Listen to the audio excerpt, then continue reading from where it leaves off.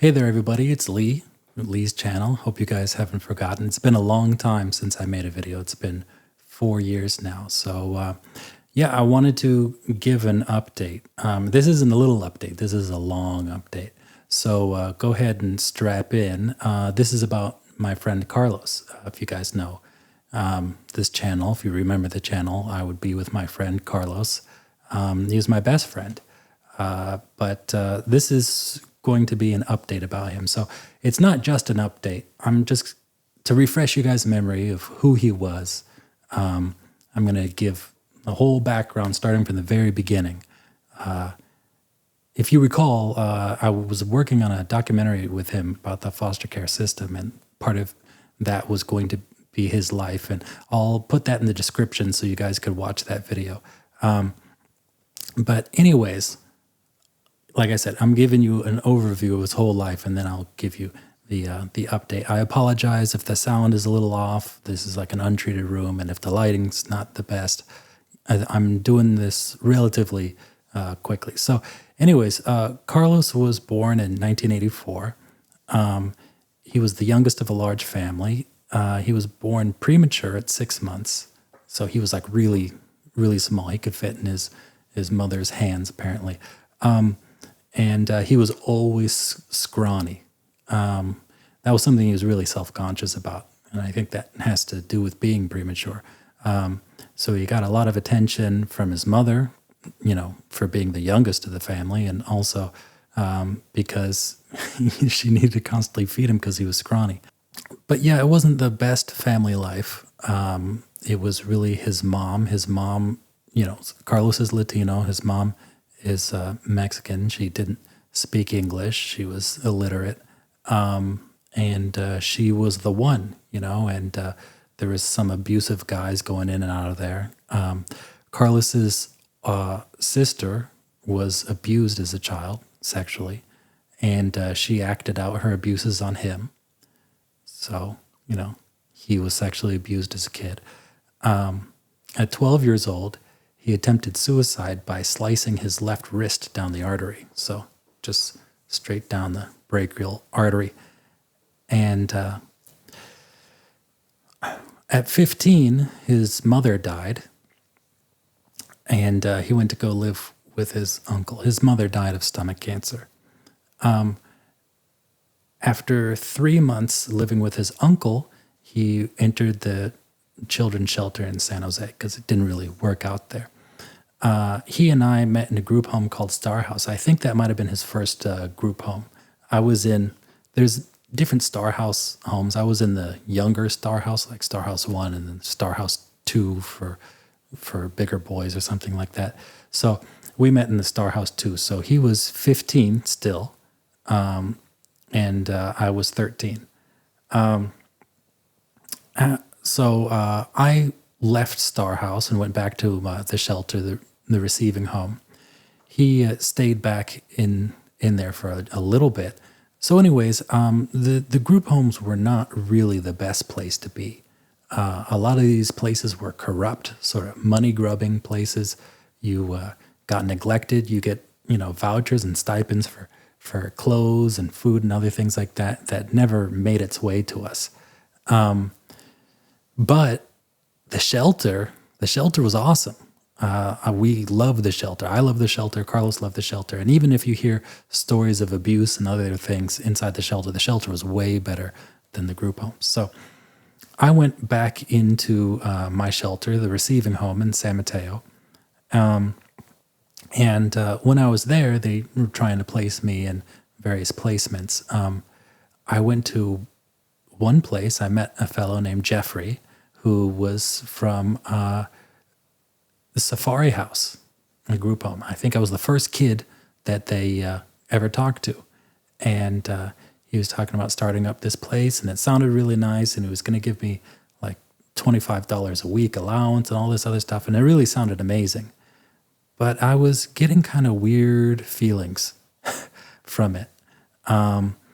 This was a long time ago, and he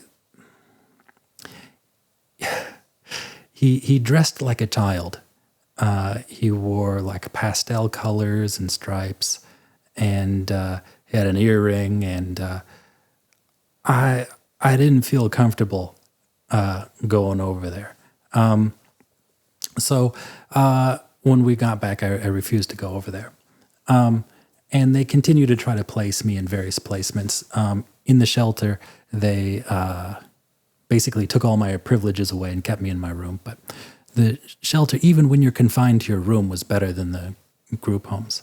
So eventually they try to get me to go back to that place. They're having me look at different places. I keep saying no. They try to have me go back to that same place.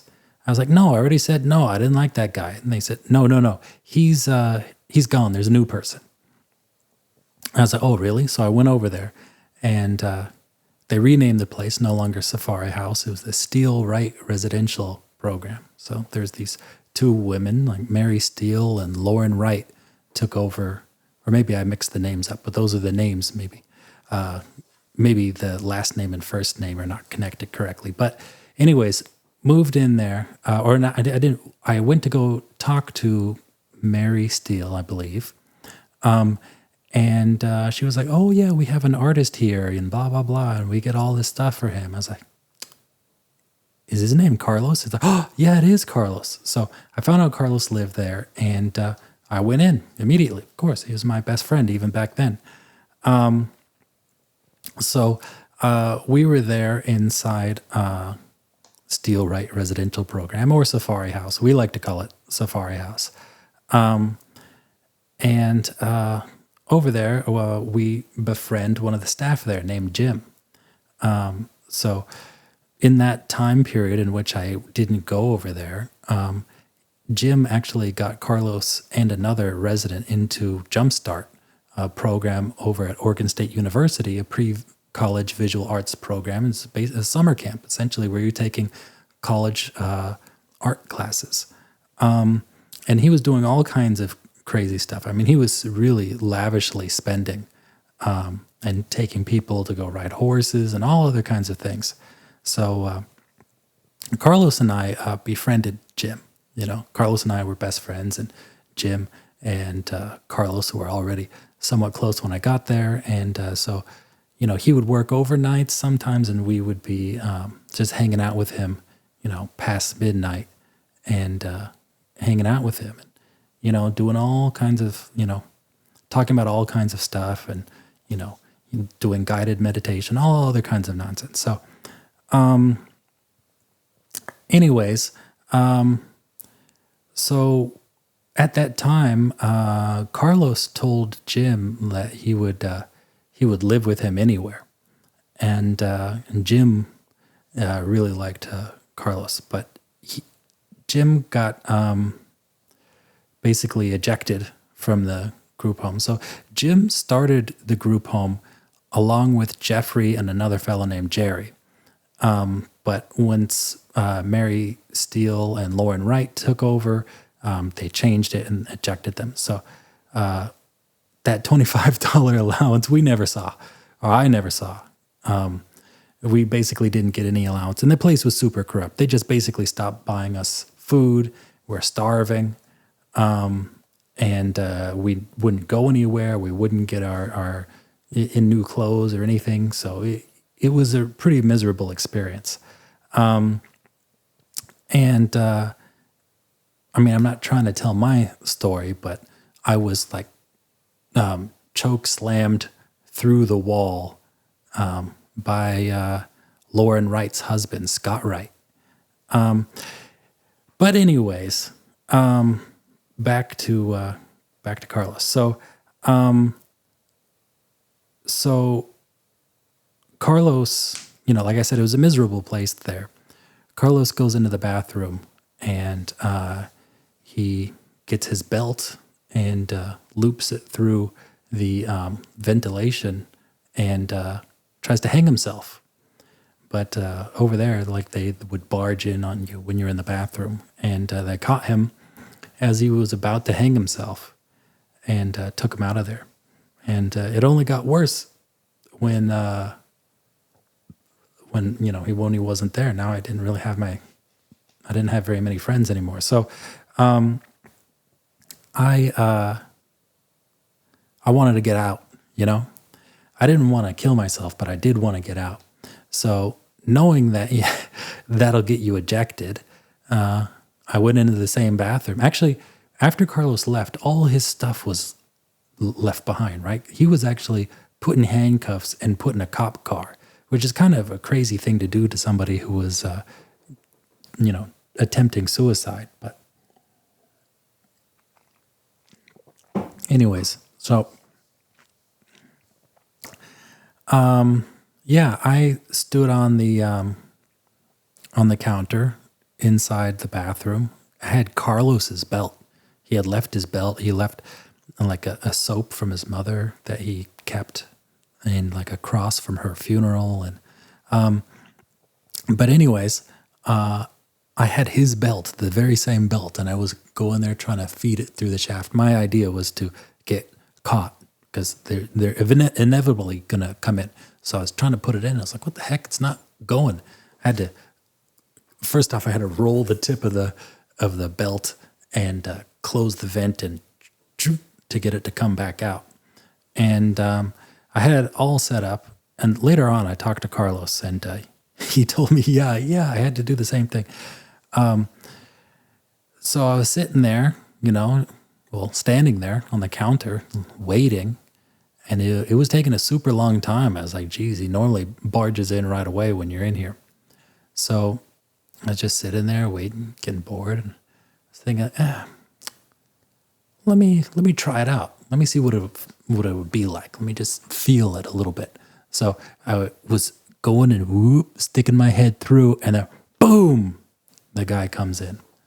The staff name was Eddie. He was an a-hole. But anyways, I thought that would get me out of there. But they put me in an institution, and no, they didn't put me. They 5150'd me, so I was at the hospital, and they asked me if I wanted to go back. I said, no, I don't want to go back. I don't want to see anybody from there. I want to leave. And they said, hey, somebody's here to see you. And that someone was Lauren Wright. I was like, no, I don't want, I don't want to go. And they forced me back. So I was back over there, and, they ended up kicking me out of there for some BS later. I guess they didn't want to, maybe they didn't want to have like some stats about kids leaving for attempting suicide repeatedly. But yeah, so anyways, regardless, moving on. So back at the receiving home, I got visited by Jim and Carlos. Apparently, Jim was in contact with my social worker, and he was able to visit me, and it was awesome. And Jim was trying to set up a foster home for Carlos. He bought a home, and he would pick me up, and we'd go on outings, and I would try to help fix it up. And we'd go to nice restaurants, eat swordfish, and it was crazy, the things that I had never done before. So he was setting up that foster home, and then Carlos got some weird feelings, and Carlos sabotaged it. Back in the shelter, the San Jose Children's Shelter, he got a pencil. I wish I had one for demonstration, but he got a pencil, and on his bare shoulder, well, it's his left shoulder, he just rubbed like that with the eraser until he got through the skin, and it was just sliding up and down. And he got institutionalized. While he was there, he told the psychiatrist that if he were to live with Jim, he would surely go crazy.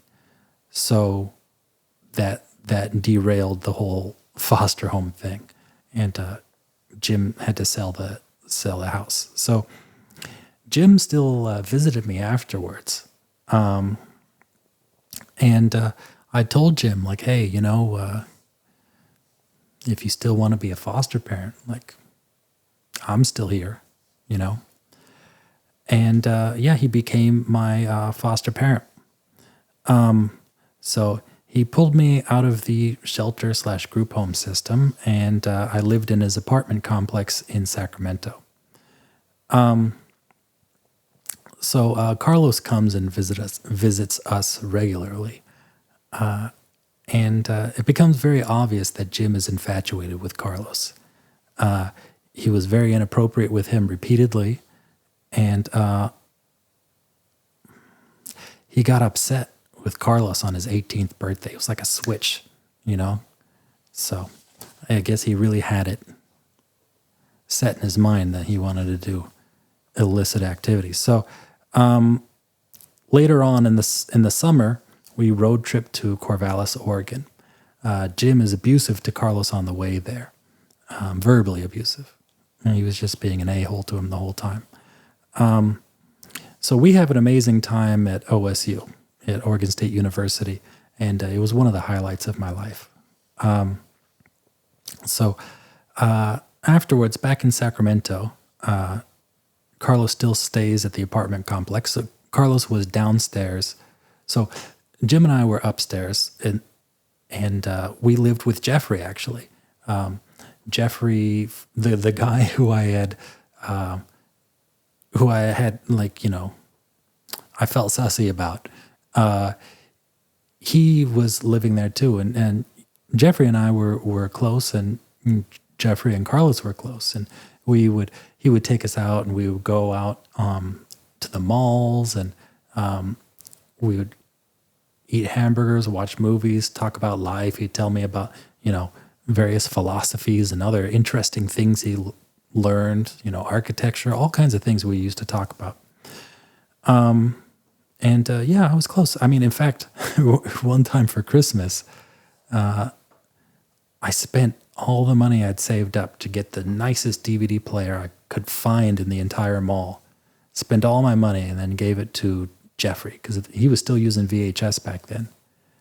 And Jim didn't even get a card, which I feel bad about because despite his failings, Jim actually, you know, was good to me, believe it or not.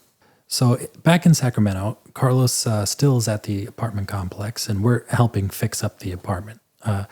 Jim is paying Carlos quite well, honestly, for the amount of work that he's doing, because he's doing just a little bit of work. Carlos stays at the apartment complex doing a bit of maintenance and getting paid by Jim. Jim is regularly passive-aggressive with Carlos. One night, Carlos decides to leave.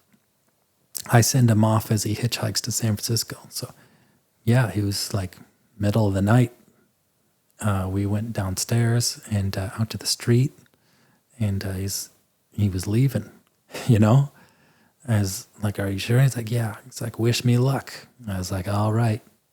And he was waiting there. I was like, "Oh, good luck, man." And I gave him a hug, and then off he went to hitchhike to San Francisco. So his first night homeless in San Francisco was cold.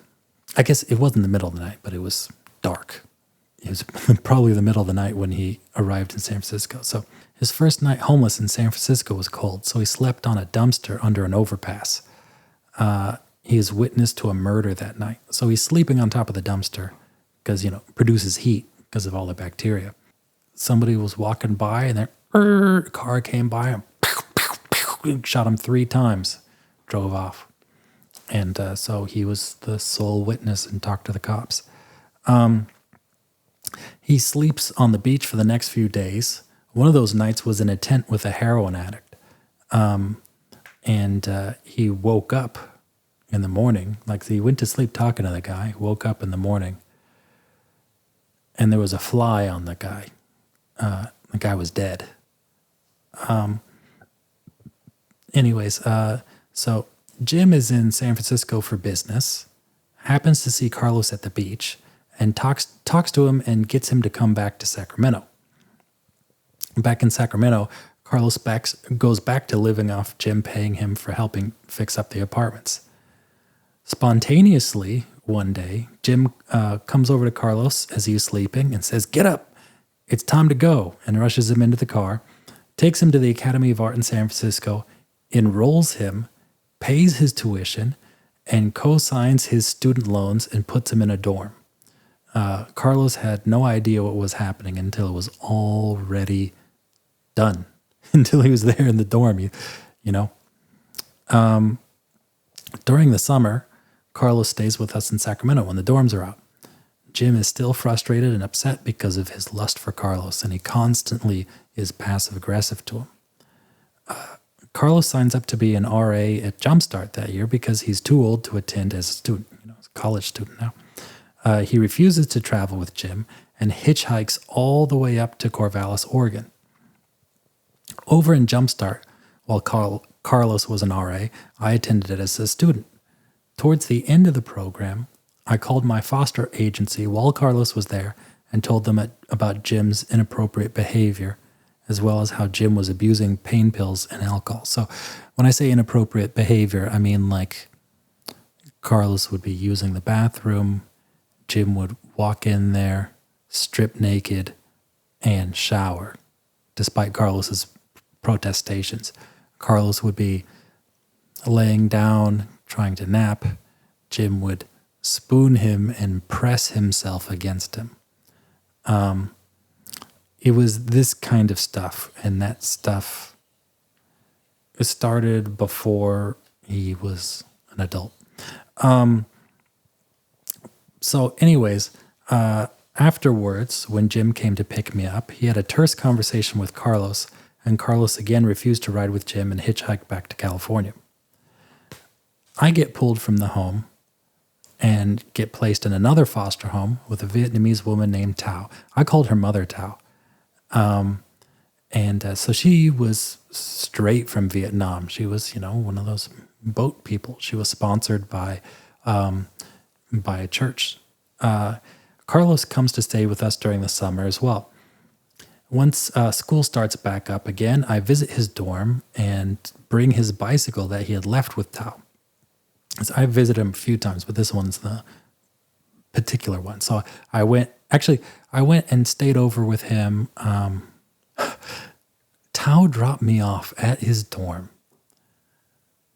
I was there for 30 hours in the lobby area, pretending like I was a student there, while I was wearing contacts, and I was just there browsing the computer and just trying to pretend like I belonged there for 30 straight hours until Carlos randomly comes back. He was, I think, with a friend he was staying at with his friend Octavia. Anyways, after I get back, he talks to me on the phone and asks for his bike. So we went and dropped off his bike. So shortly afterwards, maybe like a day or two after we had dropped off the bike, I get a call from the hospital from Jeffrey, same Jeffrey that I mentioned before, a person who was also staff from Safari House. I wrote some notes here, who lived with us in Jim's apartments, as I said. So he liked to call children monkeys. He's a monkey, but he said, "Bad monkey," and hands the phone to Carlos. So he's calling me a bad monkey for some reason. So what happened was, after I gave the bike to Carlos, he rode it all over San Francisco in the middle of the night. And he was being risky. Like, he told me he was just going down hills. He saw like there was a line in the road and he was balancing on the line and he was just blazing down it. Realized he was on a curb that wasn't just a painted line, and just doing nonsense like that. So he was over by Fort Mason and he was bombing down the hill there. That hill is super steep and super long. He was flying down that hill.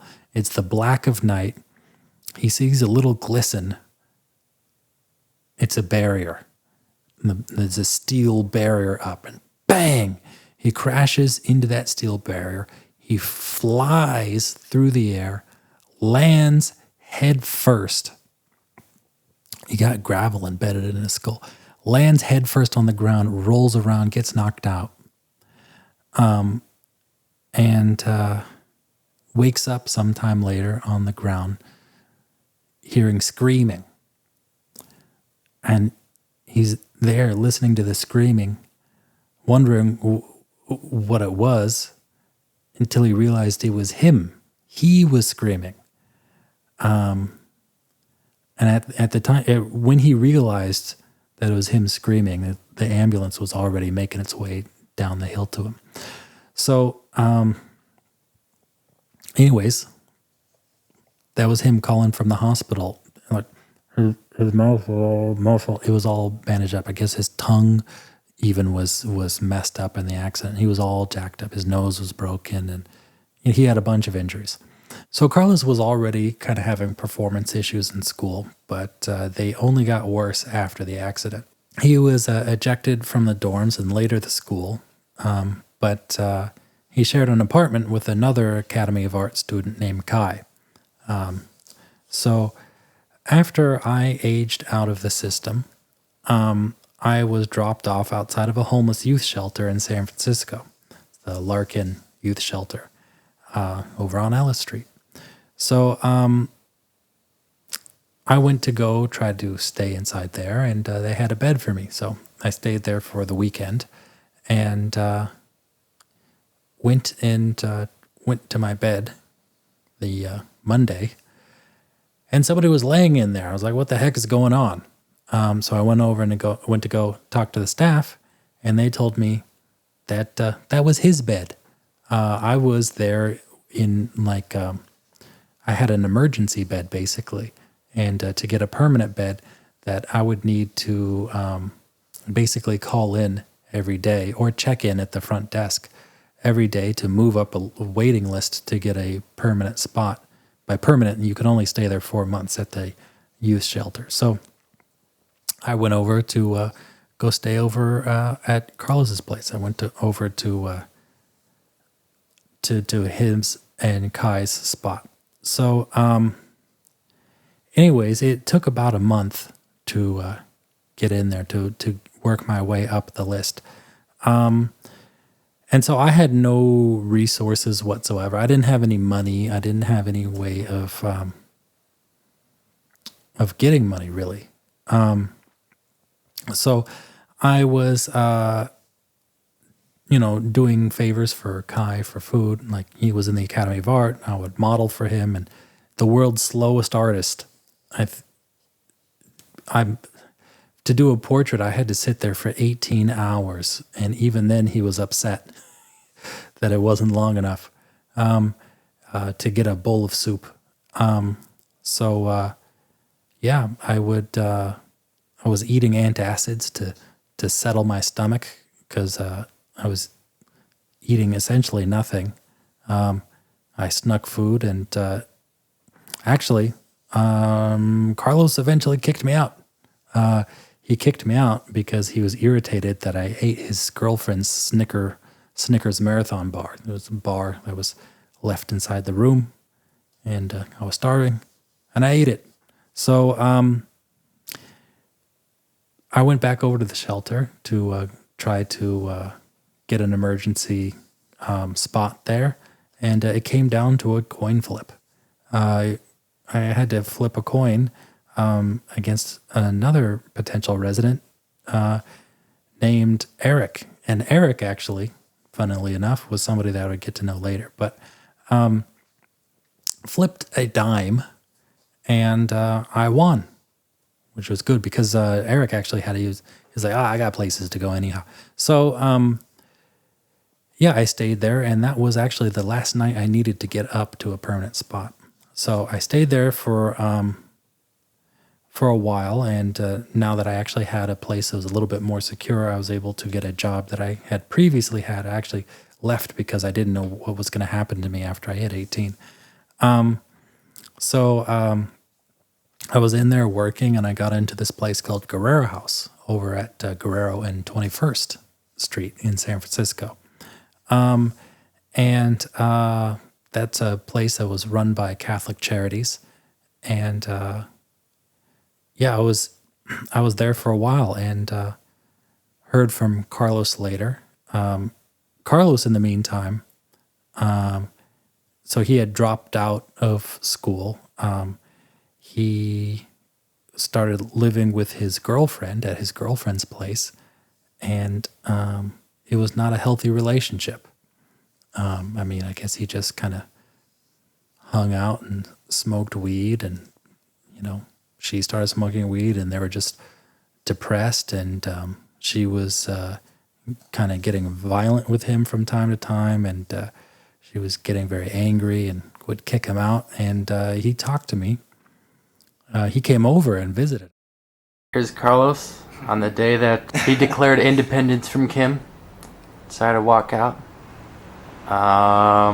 with a little bit of influence from me.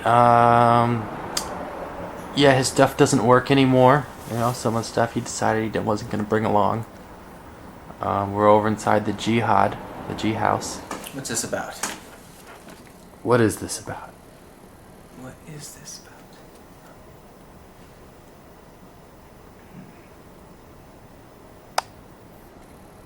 Carlos Gallardo. Alright. Carlos doesn't like being filmed this stage in his life, but he'll get over it. I got kicked out. Actually, when I left. Actually, why don't you tell a story while it's fresh in your mind so you can remember it? Can't really think too clearly right now, but got all my stuff together this morning and I brought it over to Lee's place.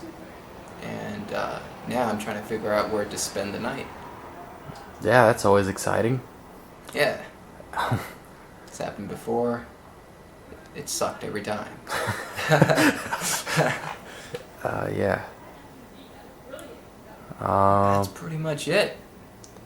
Well, you could say everything that was going on, because I know a lot of times afterwards, trying to explain what happened. It's really hard to explain. Exactly, and it's gonna get harder. Yeah, just because I can explain the problems, but they just don't seem quite as bad when I explain it. Yeah. Well, basically, there's every kind of abuse imaginable. Yep, every kind. Pretty much. Yeah, it's kind of embarrassing. I mean, I am the man. I'm older and stronger and bigger than she is. But she was able to.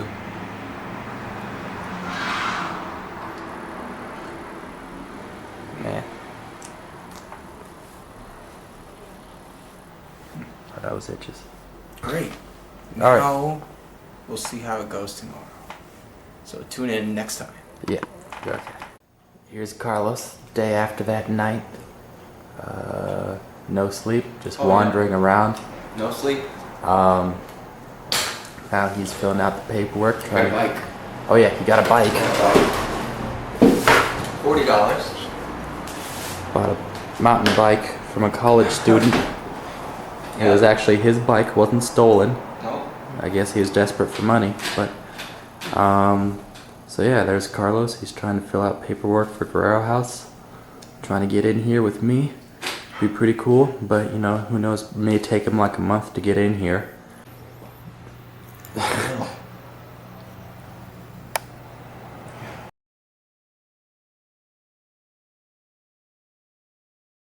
Have you ever been arrested?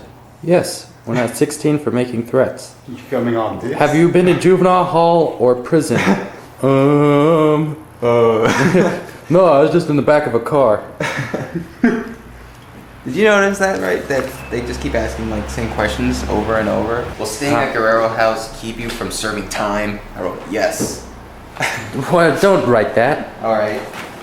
So, Or- NA? Yeah. Right, Navy. Yeah, it'll keep me from serving time. Nah. Here's Carlos. This is his second day awake. Or actually, he's already spent 2 nights awake, so this is his 3rd day, I suppose. Looks pretty good still for all that time without sleep. It's because he just came out the shower. There he is. He's eating bread. He's eating at least. Yeah. So yeah. So tell him about what happened last night. I slept in an electrical box. Yep. Yeah. He tried to go in a Larkin and they kicked him out. Yes, I tried to go into Larkin, and after checking me in and telling me that I was going to get a bed, they kicked me out in the middle of the night. and so I had to find a place to sleep. I tried bushes, I tried sidewalk, and eventually the warmest place was inside of an electrical box that was like 50 years old and had like half an inch of dust. It was not bad though. Yeah. Once you forget about how dirty it is, it's pretty comfortable. Yeah. All right. We'll tune in, I guess. I don't want to say tomorrow, because who knows, but we'll tune in eventually. Well, so far we've had episodes every day. Yeah. So hopefully next day, tomorrow, we'll see. Oh, actually, no, you work tomorrow. Yep. So not tomorrow. I'll be working. I sent a lot of emails out today, so hopefully I'll be getting a place soon. Maybe I won't even have to come here or to any shelters. Yep. Hopefully Jeffrey may help you out. Yeah, but so far the cheapest rent and deposit has been $1,300. So I think I might need your help, man. Yep. So we'll see you later. Yes. Ciao. Ciao. Here's Carlos. It's been 2 days since we last saw him. He got a haircut, a really horrible one that really fucked up the back of his neck. And he's been staying at the Lark Inn. Managed to get 2 days there. What else? That's about it. Oh, he got a bunch of bed bug bites too. Not a bunch. Well, he Yeah, a couple. Got a couple. several. Let's see what else. See what else? I haven't smoked weed in quite a while. No, you have not, or drank in about 3 days. Last time I smoked weed was when I was with Kim. How long ago was that? That was A week ago? No, that was 5 days ago. All right. Wow. Wow, I really wish we could do something more entertaining Yeah. that we could laugh at later. Well, I mean, I don't know. I could always go like, yeah, and here's Carlos. yeah, do that. I remember we were gonna do that. No, but the thing is, I'd have to film myself. Well, I'll see you later. Yeah, I'll see you later. Yeah. Wow, so there's been little clips of me of every day since Yeah. I left camp, Yeah. except for yesterday. Yeah. We missed one day, but that was just work. Yeah. All right, I'm gonna shut off the. Yes. Talk to you later. All right. See, when's your next? Well, you No, never I'll know. see you Winston. Yeah, I'll see you later. Well, that's not how I'd make fun of myself. No, that's not. You'll see you later. Will I ever grow up to be big and strong Go ahead, like point you? the camera at yourself. You need to see yourself on camera. You haven't done that yet, have you? Nah. Go ahead. You just give me the Nah, camera. get the fuck away. Come here. Come here. Damn it. Ah, damn it. Okay. Ah. Get away. Come here. Come here. All right. Haha. Bitch. All right. I was set up to stay at this place called Ellis Street Apartments, which was actually right across the street from the Larkin Street Youth Shelter. And that place, if I would have gotten into there, I would have been set basically. All you have to do is to have a job and pay them 1/3 of what you're making. You have your own room. It's basically your own apartment, and you can stay there. They say until 32, but functionally you could stay there as long as you wanted to. So I was right there. I was about to go in, imminently going to go in. And so Carlos was at the shelter, and the months are going by, and it gets to the point where he is about to be out of the shelter. And it becomes obvious that he's not going to be coming into Guerrero House. So I pulled myself out. I pulled myself out of the waiting list for Ellis Street Apartments and told Carlos I wasn't going to let him be homeless. And we got a studio apartment together in the Tenderloin. When we first got in there, so we go in there, it's a big, for a studio it's big, it's 800 square feet. And it has a, big walk-in closet and stuff. And Carlos tells me he wants to stay inside the walk-in closet. I'm like, come on, that's ridiculous. And he's like, no, literally, I will pay $100 more a month to stay in there. I was like, come on. Listen, if you want, you can go ahead and have that as your room, but I'm not going to have you pay an extra $100 a month. So he stays over there. It works out for a while. Then he starts getting unhappy. Like my area is the common area, and he's got the closet as his area. But he's like, why am I paying? Why am I paying the same as you and I'm staying in the closet? It's like, because you wanted that. You wanted to pay more. But there's other things, you bicker around the house about. And he was being unhappy about the situation. So he became very intent on going back into the youth shelter so he could use up the last 4 months before he hit 24 and was not able to stay there anymore.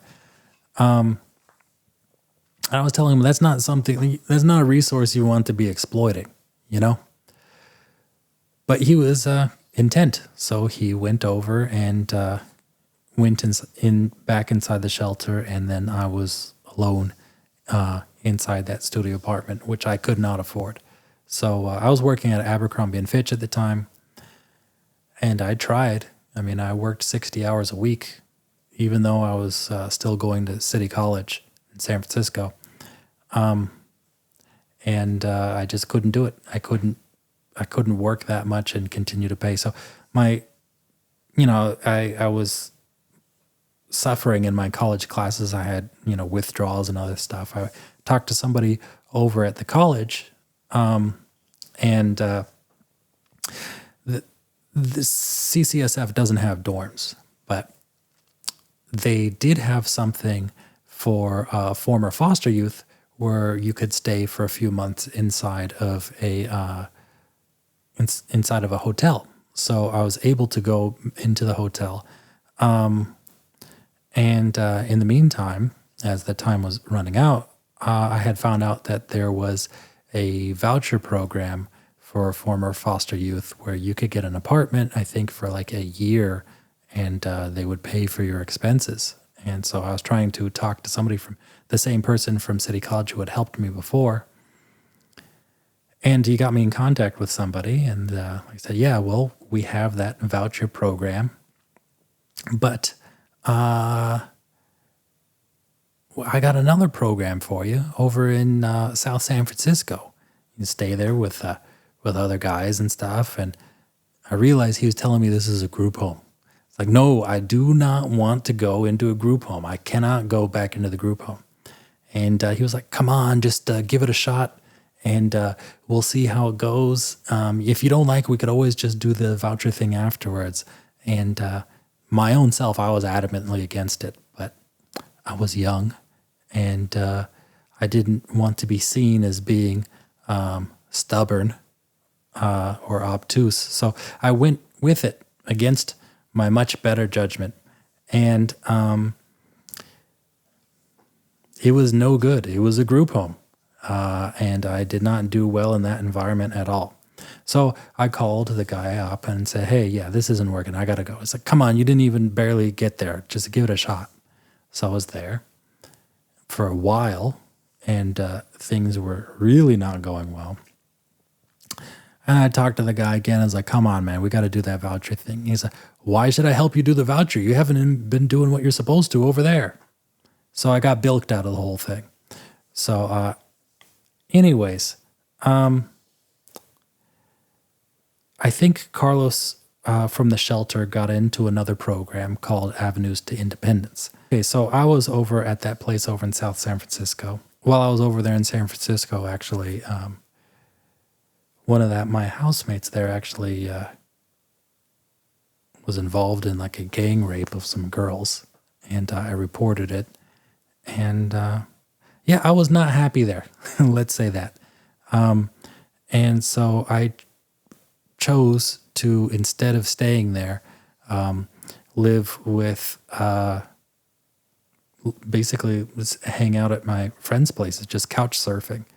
And so I stayed in some pretty bad places, rather than staying inside that group, I couldn't stand it any longer. Meanwhile, Carlos bounced around and stayed in an adult homeless shelter, then stayed in a halfway house, and eventually got a room in a house in the outer mission.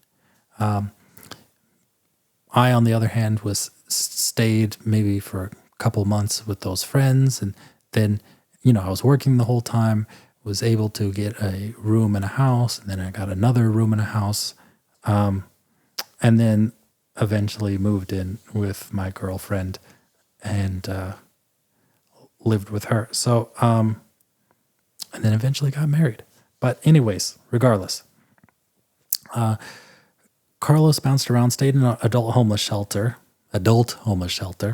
stayed in a halfway house, for his addiction. And Carlos has a long history of alcohol abuse as well as drug abuse. And eventually got a room in a house in the outer mission. This is where we filmed the videos of him eating the habanero pepper. Hold on. All right, I'm very scared. Okay, so Carlos here is going to try to chew up a habanero pepper for 30 seconds. This is the real deal.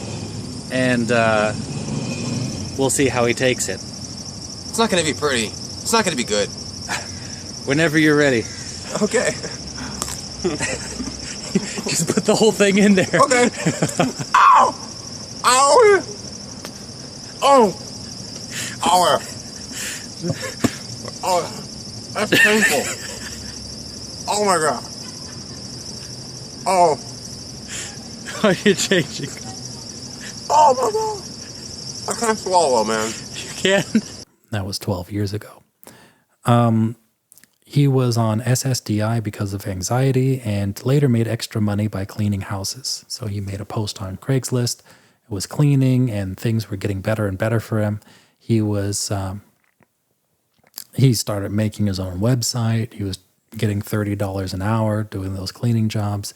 It got to the point, due to word of mouth, to where he couldn't even handle all the jobs he was getting and had to start being selective and refusing certain jobs and even looking at hiring. In fact, he had one of our friends, or actually my friend, work for him for a little bit, or at least one job. So during this time, I was making videos about San Francisco, showing the crazy stuff I would see on a daily basis. Then you would definitely know that what I'm doing a goddamn fucking favor, okay? And guess what? I was a caregiver, and I would just record crazy stuff I would see going to or from work. Carlos loved the channel, and he told me that he would be a fan of my channel even if he didn't know me. In 2014, I was hit with multiple strikes on my channel, and that nearly took me out.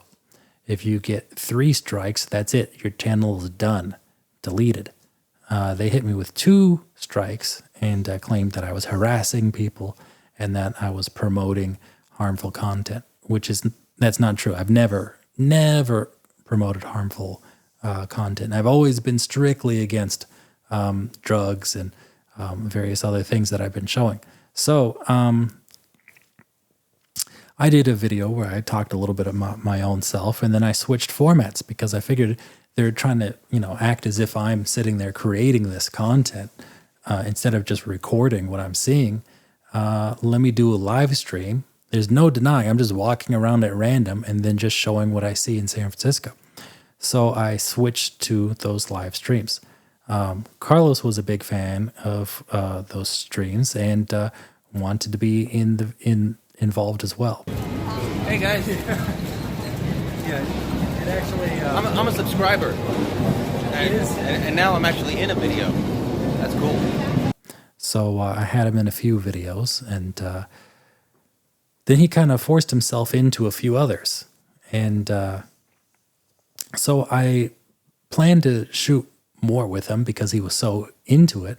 And then he pulled out, which is, his contrary nature. So I guess thing is, he was just, it was going to just be a little bit.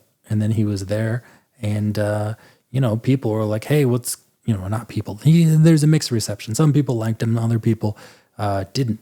And he saw those comments of those who didn't. And it was, he didn't want to be a part of the channel at all anymore. So I continued to do my live streams, doing streams 3 times a week. Remember, it was Monday, Wednesday, and Friday. He joined me in one of the streams when we came across a homeless alcoholic who was screaming for help. I think this was over in, this was on Market Street. I think it was outside of either the Golden Gate or the Orpheum Theater. I'm serious. I'm serious, baby. Hold on. This is just it. Are you okay, buddy? No, I'm not. What's going on? I need an ambulance, I think. You need an ambulance? Probably. Are you going through withdrawals or something? Yeah, I am. Ooh. What? I even got alcohol, and I All right. still can't fucking stop. So this homeless man had told us that he had drank a liter of vodka and that he was going to die. So this was actually the first video that my aunt had watched live. So we called 911 and got an ambulance, and we're there waiting for him and had him loaded up. So once the ambulance came, he started getting a little surly. Things changed a little bit, but regardless. So Carlos was actually drunk during that video. I knew it, but it's not something we talked about in the video. He was holding a bottle of juice that was mixed with vodka. Let me see where people keep on moving around. After the stream was over, he told me, like, you know that guy, the homeless guy, that's me. I was like, what do you mean? He drank a whole liter though. He's like, no, yeah, that's me. So, yeah, I worked very hard to try to get Carlos clean many times. But it was a constant problem. I literally saved his life multiple times. There was one time where he had fallen on top of a food processor in his room, and it lacerated his arm pretty good.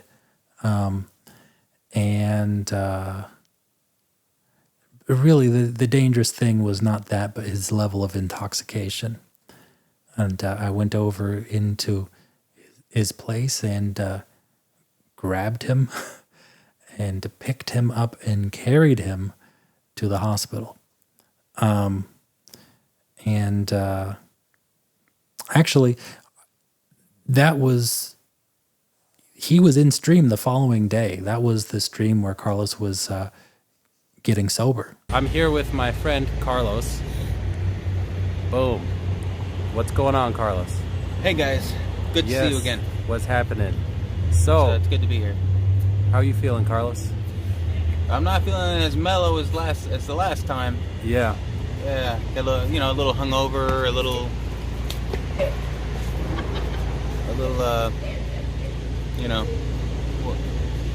I went to the hospital. Yeah. Yeah, I was up all night at the hospital with you. I drank too much. Yeah. I drank too much for about 3 months straight. Let's So- see. You hurt your arm, right? What? Right. Let me. Oh, it would be too hard to show people, right? Oh yeah. It's your. Hold on. This is twisted. It's your right arm here. Basically, all you'll see is gauze wrapped around my arm, like a nice proper armband. So that's all you'd see. So you were over at your house, and you fell off of your chair. You assume I think that was one of my seizure times. you had a seizure. Yeah, because not only did I fall, but there was a big mess around my bloody, broken coffee maker. Well, so anyhow, you fell off of your chair. Somehow something happened, and you fell, and you ended up injuring your arm. So you got a laceration or a puncture or something like that to your arm, and you woke up 6 hours later in like a pool of blood, and then passed back out. And Yeah, guys, be careful with drinking. well, anyhow, but then That's what was going on. I talked to you the next day, the day afterwards. I called you yesterday. It turned out he never went to the hospital or anything. I was trying to get him to go to the hospital, and he didn't want to go. And I could tell in the conversation that we're having that he was things were getting worse and worse. And he was getting more and more confused and out of it. He was telling me that he had fallen, and yeah, he was confused. He was asking me what was going on, what was happening. He hadn't eaten anything. Yeah, I wasn't eating. I was drinking a whole lot more. I wasn't taking care of my wound. But I was behind on my rent. I didn't have any jobs lined up. I was unemployed, and things were getting a little out of hand. But you have a long-standing addiction with alcohol and marijuana, right? I really do have a hard time staying away from it. Sometimes I take long breaks, and I think I'm okay to try it again. And just by trying it again, I end up just not coming back. Like it takes me a whole lot of effort to get better. You've had this problem for a long time, but you drink a lot. You drink a lot. Like last weekend, we were over outside the Orpheum, and there was that guy who was drinking 4 pints of vodka a day. Yeah, he was. Yeah. And you didn't believe that he drank that much because that's how much you drink. And you didn't think somebody in his condition could withstand that. I know that I can drink a whole lot more than the average person. I have a pretty high tolerance. But I just saw that guy and just how bad of shape he was and how much he was older, and he probably couldn't handle too much more of that. But if a college kid told me that he drank 4 pints, I wouldn't think too much of it. I would just think, oh, he's going to be hungover. Anyhow, I went over and I realized that you didn't want to go to the hospital. You were scared of going to the hospital. I was scared of what would happen. I really just didn't want to be taken away from my house because I was afraid that I just wouldn't come back and I'd be a homeless person after that. So I went over to your place and you were out of it. You were falling over while I was on the phone with you. Actually, no. When I talked to you, not yesterday. Yeah, no, the night before yesterday, you were very depressed. You were very sad, and you were very suicidal, and you were telling me you wanted me to be there for you when you go. You wanted to say goodbye to me before you committed suicide. You're trying to make plans for me to be there for you. I wanted to say goodbye. I didn't want to just disappear and pretend that we were all good and then just disappear. And of course, that doesn't really work out. You can't just tell somebody that you're saying goodbye to them like that. Usually it's a note. Yeah. But yeah, I was feeling incredibly hopeless. There really at the time was no hope. I needed help. I was drinking too much. I was really injured. I was losing blood. It was really scary. I mean, you were crying. You were despondent, and you weren't making a lot of sense at the end. And then your phone died. And so I was calling you all night, and I couldn't reach you. I called the National Suicide Hotline. I was trying to call for advice and for resources. And I called some mobile crisis number, and they were able to help me get some resources and stuff. So the following day, when your phone turned on, I called you, and you were out of it again. And I came over. Yeah, you were not in a good situation. You showed me where all the mess was, but you were out of it. You were like, wow, actually, I was talking to you on the phone, and you were like, I got powder all over the place. I couldn't keep my balance. Like, why is there powder here? What? My hands are filthy. Because I've been telling you to eat that protein powder that I'd given you. Yes. And so I guess you had made a mess, and then you were like, why are my pants down? Like, I was very confused. And then it's like, everything. Now my shirt's off. It's like you were doing stuff and not knowing why you were doing it at the time. Yeah. And you were falling down, and so I took a lift over there. I had like the memory span of a goldfish. You were asking me, what's going on? What's happening? I said, you're injured. I'm coming to take you to the hospital. And you're like, what happened? What's going on? I'm very confused. And I had to tell you over and over and over again. I was like, don't worry, I'm coming. I'm going to take care of you. Like, don't call an ambulance. I'm not calling an ambulance. I'm coming over. And so I got over there. Fortunately, there's a hospital that's not far from your place. A few blocks. Yeah, so I was able to get you to go over there, but it was no good. I was telling you over and over what happened. And we got there to the hospital and we waited somewhere between 6 and 8 hours to see somebody. I took him to the hospital, just waited overnight, and they gave him certain things to make sure that he didn't, that he didn't die from withdrawal from the huge amounts of alcohol that he took. And then they gave me some benzodiazepines to get him off of alcohol without suffering withdrawal. So there was other times where I had to call the police and say that he was a danger to himself in order to get him restrained and taken to the hospital. There was one time where he was, I don't know, arguing with somebody, or I don't know, he was just drunk and outside and fell down his front stairs and said that there was blood everywhere. I was on the phone with him the whole time. I called the cops and just said that he's a danger to himself, because he kept sending them away, but then he was covered in blood. And so they were able to take him. They take him over to the hospital. And this is after hours of going through the whole thing, talking with him and getting everything set up. He is taken to the hospital, wakes up with a hole in his sternum. They had shot him with adrenaline. He rips out all the IVs and then runs out of the hospital and calls me. He's hiding in the bushes and said, "Oh, they're after me. They're chasing me and stuff." I say, "Well, what do you mean? What happened?" He's like, "Oh, man, I punched him right in the face. They're purple. I'm purple."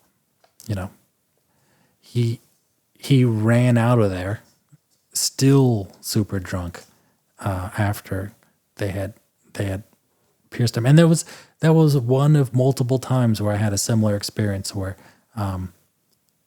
they took him to the hospital and revived him.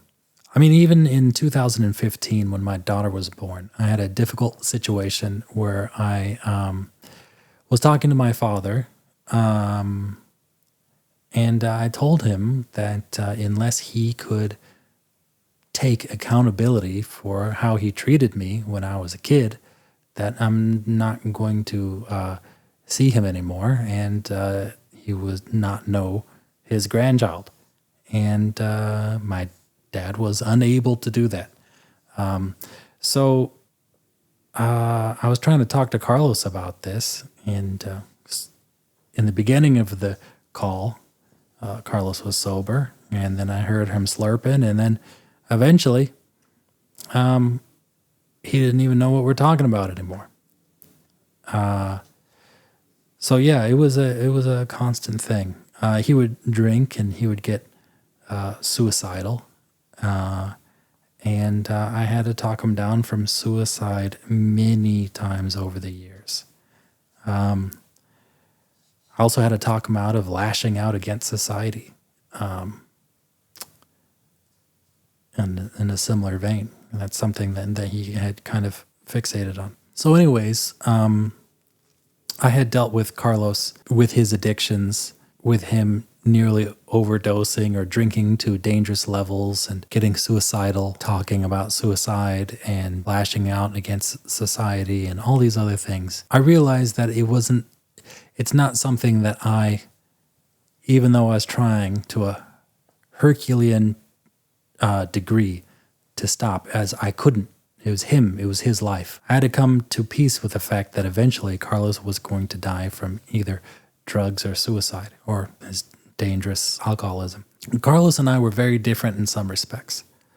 I always strive to be open and honest about everything that goes on with me and my feelings about things. And Carlos is quite the opposite.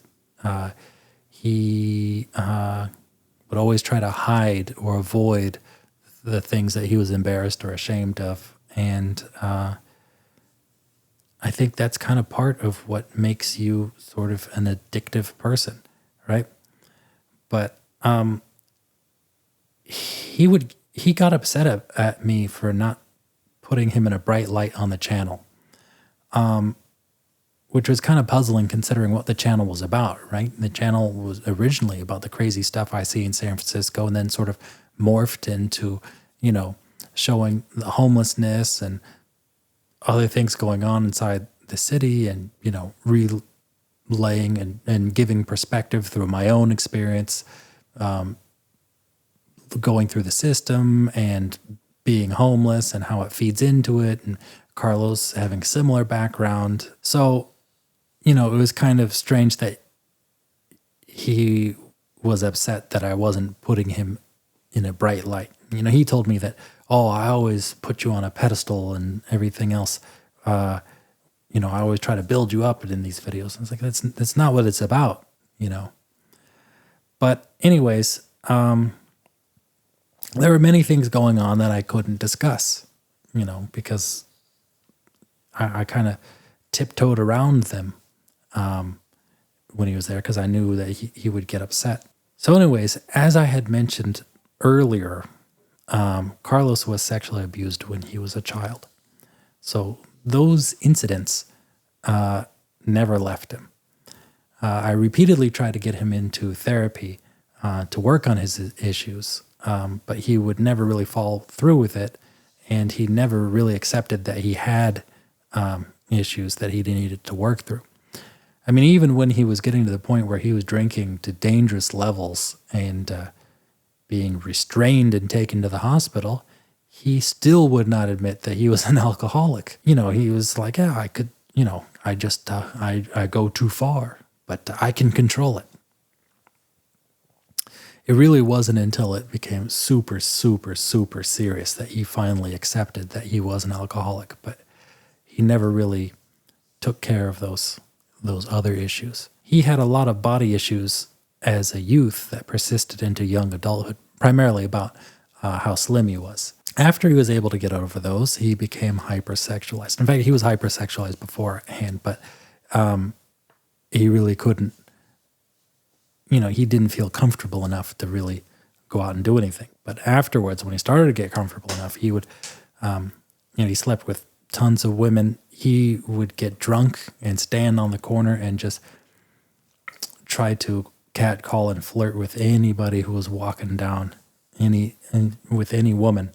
And I've been on the phone with him while this was going on, and he was incredibly uncomfortable. And I was telling him, Carlos, stop. And he's like, yeah, man, hey, what's going on? He just could not stop himself. He went to massage parlors for years, and that was drunk or not, until he realized that it wasn't really ethical, because it's just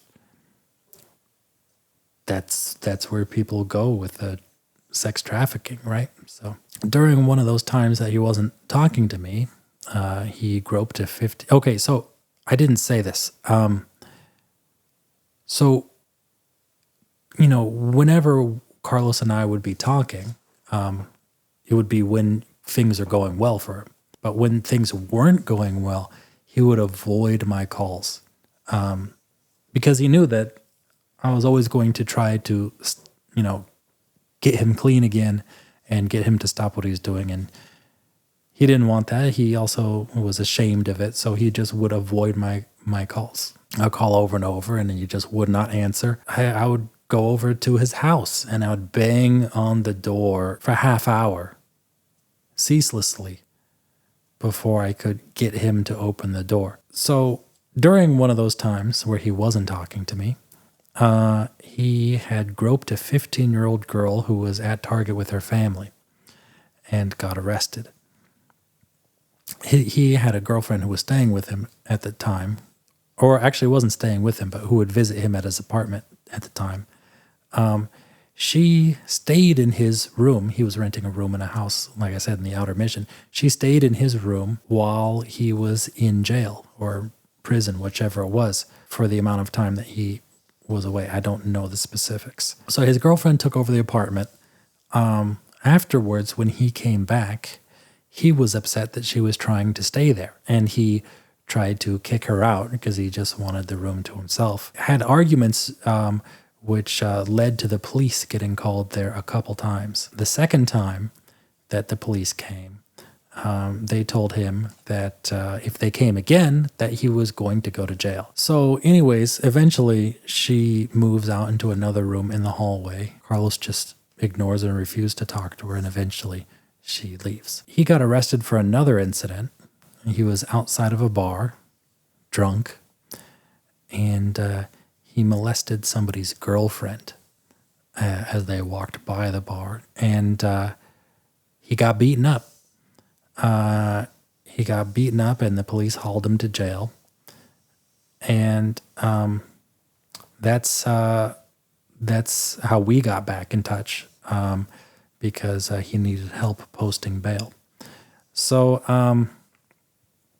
anyways, after he got out of jail, I gave him a phone and helped him get an e-bike so he could do deliveries. I was doing deliveries. This is the beginning of the pandemic, and I was doing bike deliveries and making a fair amount of extra money, just delivering food to people. I was telling, hey man, you could do that, no problem, because he was upset.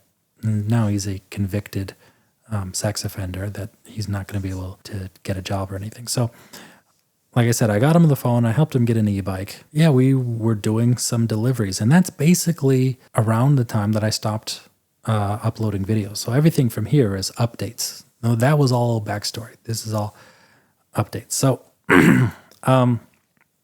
anyways, he had tons of incidents around the house. Like there was with his girlfriend. There's times when he was drunk and his housemates had to drag him back into his room. He initially was there as a subtenant. So basically what happens is somebody rents the whole house and they then sublet rooms to other people, and they pay for the bill to the landlord, and then those subtenants pay him, basically. So Carlos was a subtenant. The guy got tired of dealing with everything going on in the house and left. Carlos became the new master tenant. Anyways, he went from being somebody who paid rent to somebody who was getting all the rent and then would give it to the landlord. So what was happening was he would get the rent, he would get like $2,000, and then he would spend it. He wouldn't give it to the landlord. Then he would try to make up that money back afterwards. Then the next month would roll around, and then the same thing would go on. So he got to the point where he owed at least $12,000 worth of rent and was facing eviction. And if he got evicted, everybody would get evicted because he was the master tenant. So he thought that it was a hopeless situation, because how is he going to get into another place being a sex offender? If they do a background check, boop, that's it, right? So I encouraged him to talk to his sister, not only about what was going on with him, but also, what had happened in the past and how it was still affecting him and how he felt about it and about her and everything else. I told him that, I bet you that she would let you stay over there. In the meantime, I drafted up an agreement with the landlord, basically, that Carlos would agree to leave and leave immediately and to never come back on the condition that he gets forgiven for his debt. Carlos thought that there's no way that the landlord would accept that. I felt like, no, they are tired of you. They want you out of there. They're sick of you. They would happily agree to that. So anyways, I wrote that thing, sent it to him, and he gave it to the landlord, and he was shocked that they agreed. He grabbed all his stuff. Talking to his sister worked. She told him that, she was also abused and stuff, which, it was obvious to me. So he, grabbed all his stuff and left and went to go stay over at his sister's place up in Sacramento again. So things were going well for a little bit at his sister's place. He was staying over there. He was clean when he got there, and he stayed there for like 2 weeks, and he was just kind of hanging out around the house, and he felt that people weren't really comfortable with him there, And I told him, look, you're just basically just lurking around the house.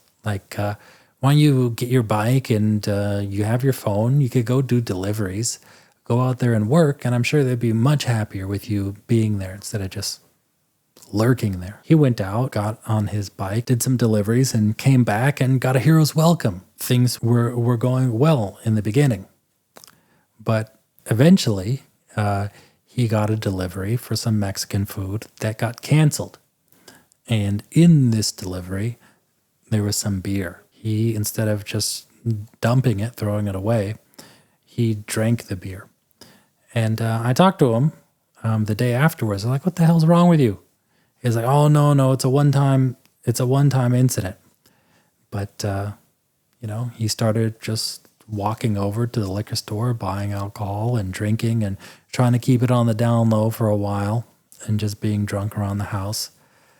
And eventually was getting very drunk, and he's going out and wandering around and getting in drunk adventures with other vagabonds wandering the streets, and eventually started to do meth. So he had already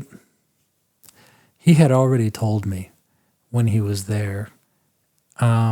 He was telling me about how people in the house were talking about him. So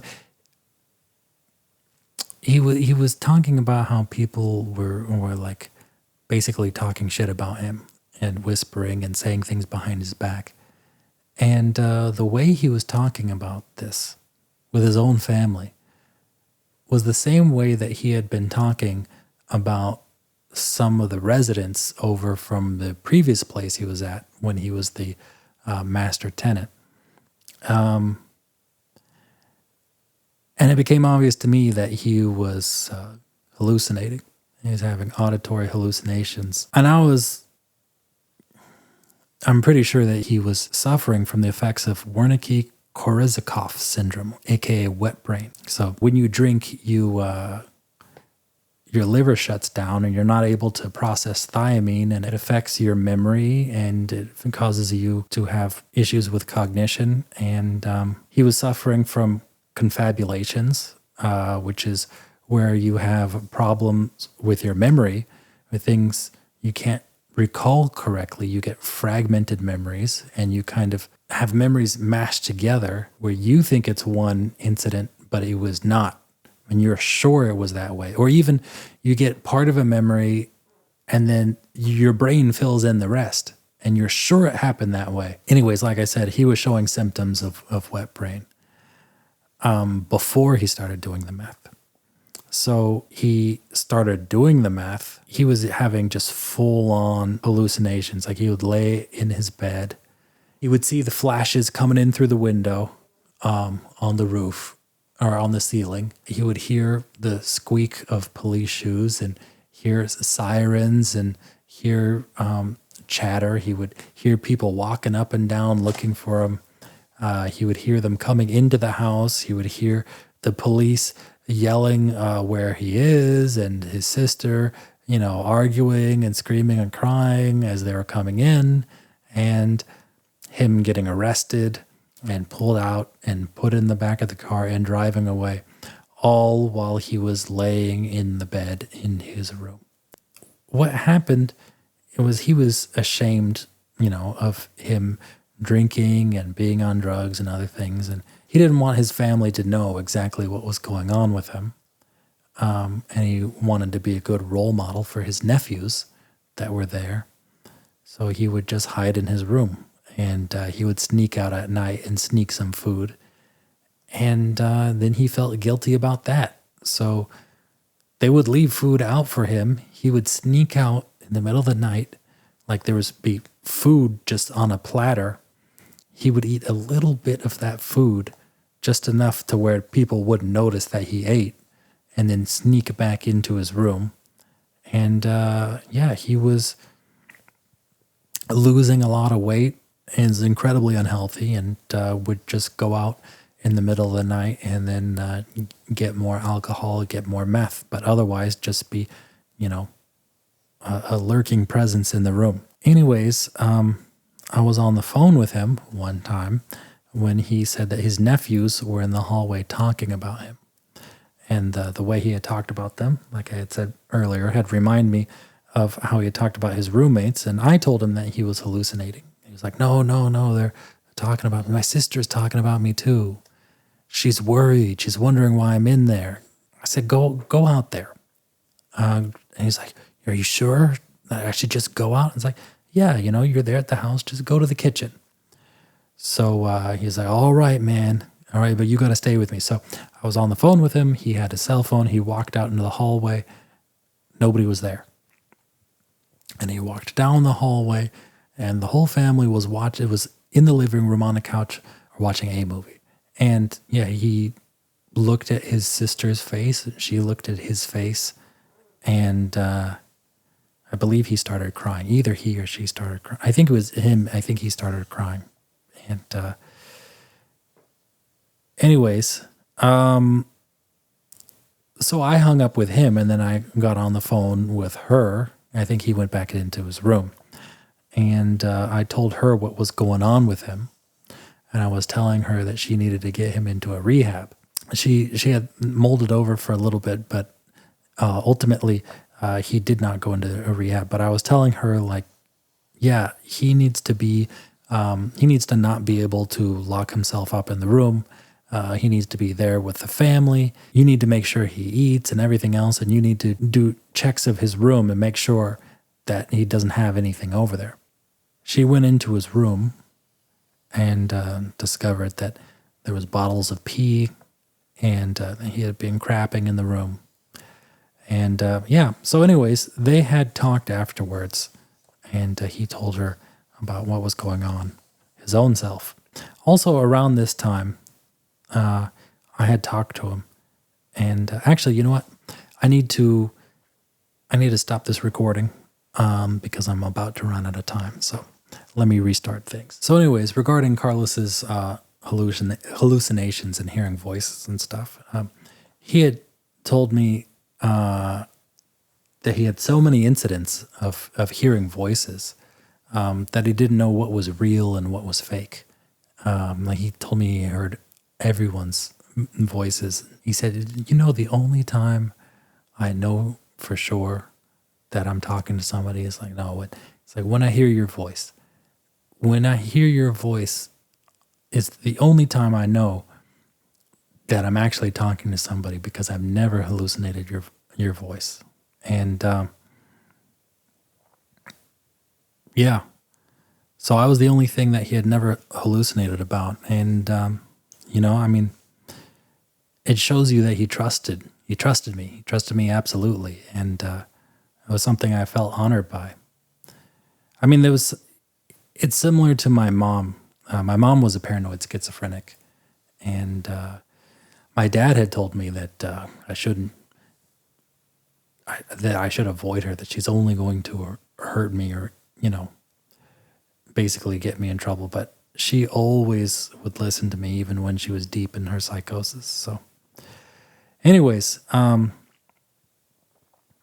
so after Carlos had a talk with her and told her that he had done meth, her being his sister, he cleaned up for a bit and was incorporated with the family and everything, but he ultimately slipped back and was drinking and doing drugs again. But instead of getting to the point where he was hiding out in his room, he had just gotten comfortable with being under the influence around the family and was sort of maintaining.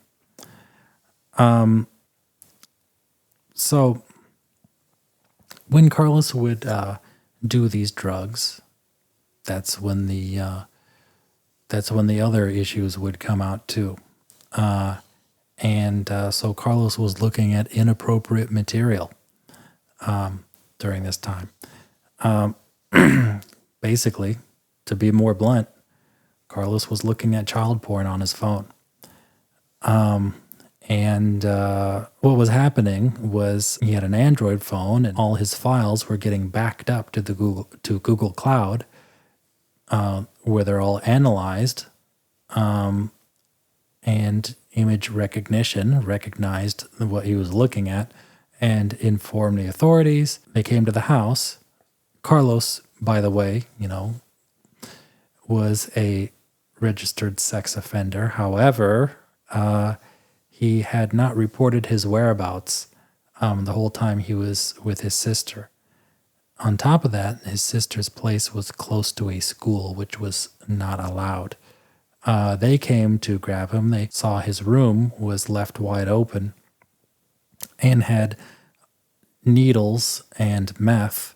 So I guess he was shooting the meth in a house with children, or at least a child. So he was additionally charged with child endangerment. Yeah, he went to jail for a while. His sister called me and told me what happened, and told me that she wasn't allowed to talk to him.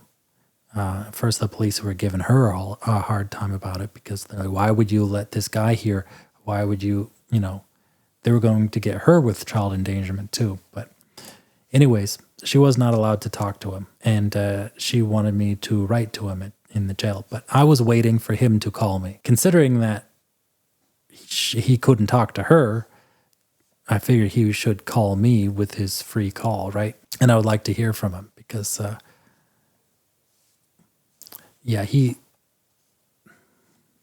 anyways, I waited a long time. I waited 2 years, and then I got a call from him from prison.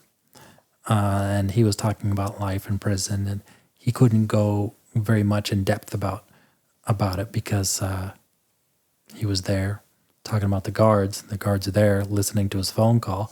Or talking about the other inmates.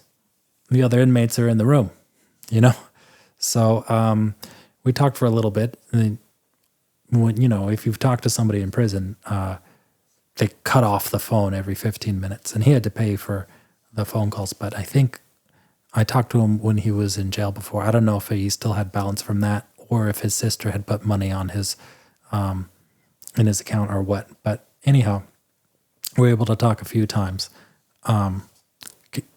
serially,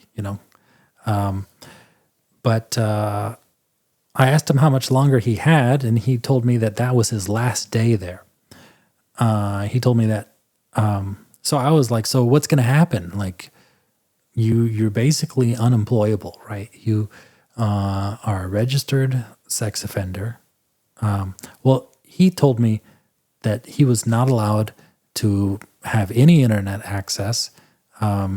He was not allowed to have a camera or film or digital. He was not allowed to look at adult materials. He had to wear an ankle bracelet. He couldn't be in proximity to schools or libraries or any place where children could be. So I was like, well, what are you going to do? You can't do deliveries, You can't have a phone that has a camera on it, You can't be on the internet. You can't use email. You can't use Craigslist and do cleaning. Like, you can't apply to rent a room in a house or get an apartment, because they do a background check and that's it. I mean, you can't apply because you can't get an email.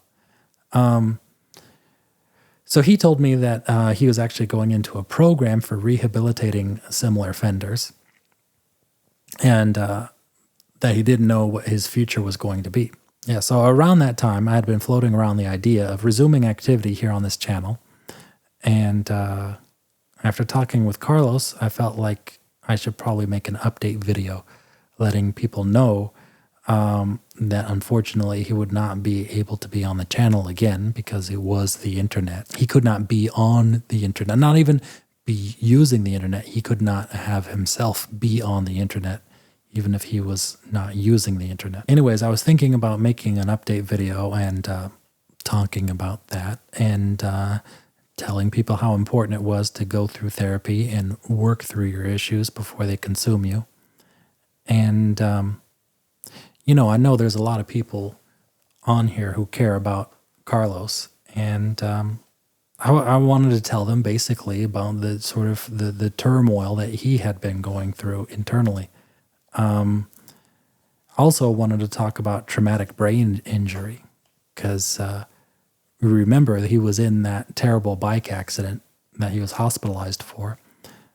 Something that I've noticed is that people who have these traumatic brain injuries, that their life tends to fall apart about 10 years after those incidents.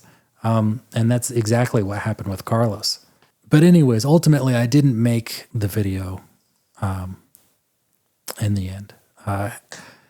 After Carlos got into the program, so this was the next day, he called me. So he told me his sister had bought him a cell phone. I was like, oh, great. So you were able to find like one of those dumb phones, right? He was like, no, they don't make those anymore. They all have cameras and internet. So I told him he had to get rid of that effing phone or give it back to his sister, return it or something. He said that he was going to go and meet with his parole officer the following day and run it by him and see if he was okay. So anyways, we talked for a good long while since we're finally able to. I hadn't talked to him properly in years. You know, when I did talk to him those years ago, he was under the influence. So it was nice to be able to finally talk to him sober for an extended period, because that's what we do. We would talk for hours on end on a regular basis. And we had, you know, a relationship where we could talk about anything. So we were talking in this conversation, you know, we talked about him and his sexual abuse.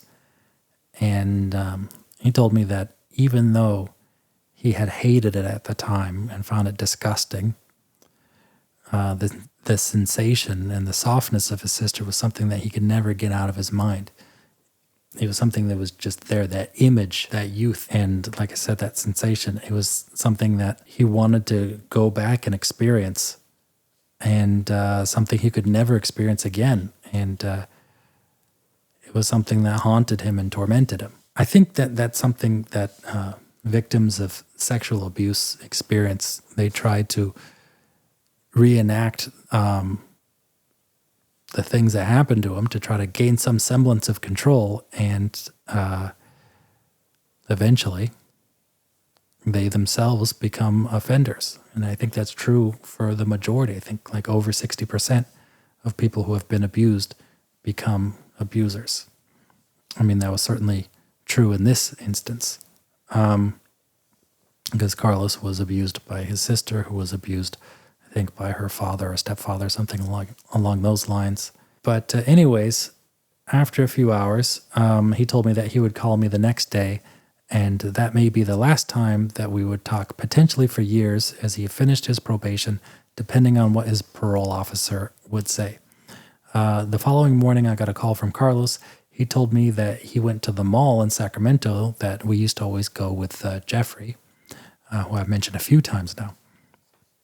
That would be the mall that he would take us to, and we would eat at the Johnny Rockets, and we would watch movies at. So anyways, Carlos told me he was there, you know, right where Jeffrey would always walk, and he was sitting there thinking to himself, like, man, I wonder if Jeffrey's still alive. And Jeffrey was an older gentleman. He would be about 74. So he was thinking, I wonder if Jeffrey's still alive. Like, what if I actually saw him here? Wouldn't that be crazy if I just saw him right now? And bam, he saw him right there. Carlos didn't go up to meet him because he was embarrassed about the circumstances of his life at the moment. I told him that he needed to go back same time the following week and go talk to him. Anyways, during the call, he told me, hey, get this. Even though, like he was talking about the phone, even though this is a basic phone, as basic as you can get, like, you know, it's a candy bar with buttons, got the cross on there. It still goes on the internet and everything. I hooked it up to Wi-Fi and I was able to watch videos. And then he told me, I went to Pornhub, just to check if it worked, and I was able to watch videos. Everything works. And I was like, what the hell is wrong with you? What the hell are you thinking? You need to delete your history and destroy that phone. But he said, not just that, there's more. So I'm not allowed to have a camera. I'm not allowed to be on the internet. And I'm especially not allowed to look at porn under any circumstances. By the way, he's inside of a program for pedophiles where he's not allowed to look at adult materials. He's using the Wi-Fi at the program to look at these things. But anyways, this is what Carlos was saying. I'm not allowed to have a camera. I'm not allowed to be on the internet. I'm especially not allowed to look at porn under any circumstances. So I wake up in the morning and my PO officer busts into my room. My phone is right there on the dresser, but it's dark. And then me on the phone, I say, oh shoot, if he looks at your browser history, you're done for. Carlos says he doesn't need to look at the browser history. It's on the page. I said, oh, Carlos, why are you so dumb? Carlos says, so anyways, PO officer bursts into his room and says, so going around the mall, huh? There's kids there, aren't there? And Carlos says, well, I guess so. I was just walking around. And he was like, yeah, well, be careful. Anyways, and then, talking for a little bit and said, your sister get you a phone? And Carlos was looking at the phone on the dresser, but he said, nope, not yet. And the PO officer said, all right, well, let me know when you get a phone. And then he left. So I said, Carlos, you idiot. You know that they can see everything you do on the internet there. You're using Wi-Fi in a program for sex offenders to look at pornography. He said, I know, I'm giving the phone back to my sister today. I probably won't be able to talk to you for a long time. And that's the last time I had spoken to him. I had sent him a text on June 2nd because my phone had broke and I had a new phone and just wanted to see if he had tried to reach out in the week or so that I did not have a working phone. But I got no response. So the last time I spoke with him was about 7 months ago. So this previous Friday, I got a call from Carlos's sister while I was in the shower. I was thinking about not answering, but I did answer. And she told me that the day before, while Carlos was riding his bike, he was hit by an SUV. They brought him to the hospital where he was declared dead. So Carlos is dead. Carlos died. He was hit by a Ford Bronco and killed. I was able to talk to his sister. They tested Carlos's body, and he was not under the influence of any drugs or alcohol or anything. His sister told me that he was doing really well for those last 7 months. He was clean. He was following his program. He had a job at Caltrans. Things were going well for him, and he was spending a lot of time with the family. And she had told me that he had recently made cookies for her birthday that he was very proud of. So that is the update. The update is that Carlos is no longer with us. So anyways, yeah.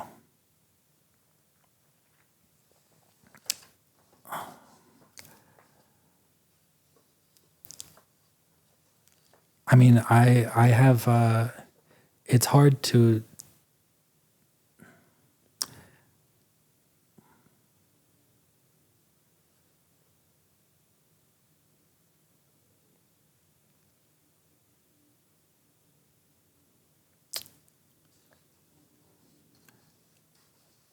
I guess that's it.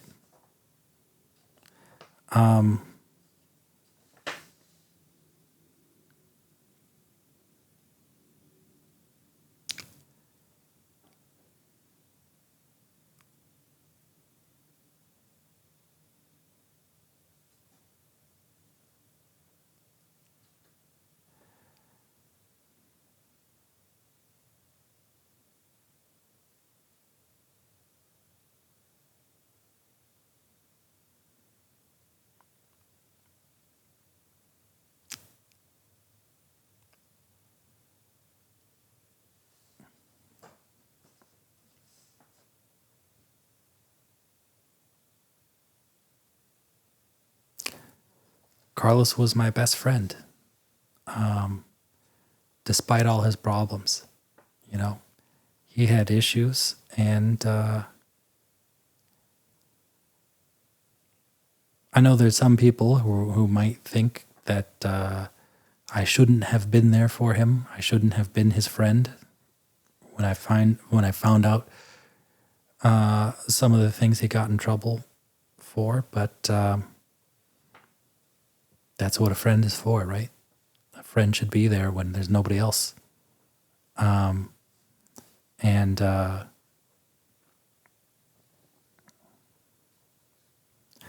else should somebody try to get on the right path if they've got nobody there? So I don't feel bad at all for being his friend. And if I ever had another friend who was in trouble, I would stick with them. Carlos was my best friend, and for many, many periods in time, my only friend.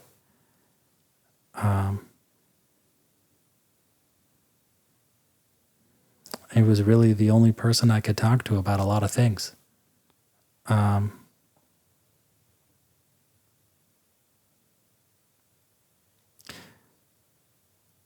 It makes me happy to learn and to know that he was clean for those 7 months, because usually when he's not talking to me, he is not clean. He's not doing well. There's things that I felt like I wanted to say, but I don't really know how to say them. But I do know exactly 12 years, and when I wrote this, exactly 12 years, but now that I've managed to film this, 12 years and 1 week to the day, Carlos ate a habanero pepper, and I put it up on YouTube on the condition that I would also eat one and film it. I'm not somebody who intends to break promises, so I will do that after I film this here. So anyways, I would say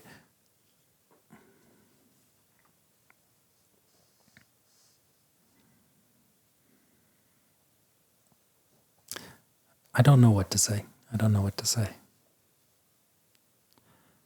All I have to say is what I've already said, I suppose. And feels really, really strange to be going into eating a habanero afterwards. But that's where we are, and that's what we're going to do. So anyways, I guess I'll end the video here.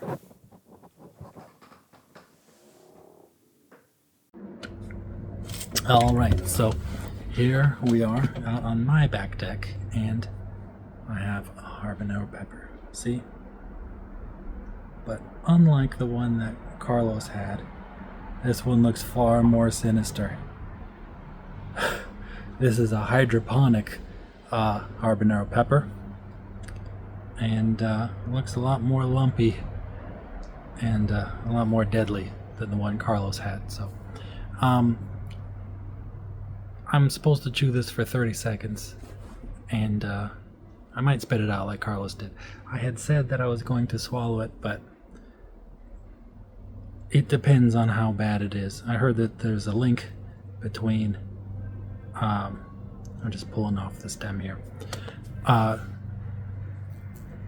Ooh, it smells spicy. But I heard that there's a link between eating spicy foods and stomach cancer, and if anything's gonna do it, it'd be this one here. So we shall see. So I'm gonna chew this for 30 seconds, starting now.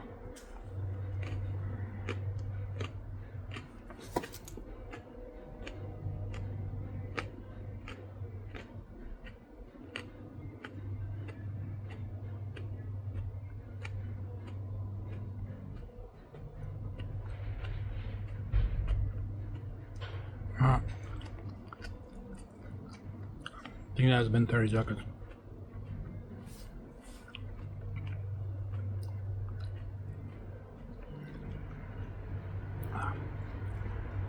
Not bad.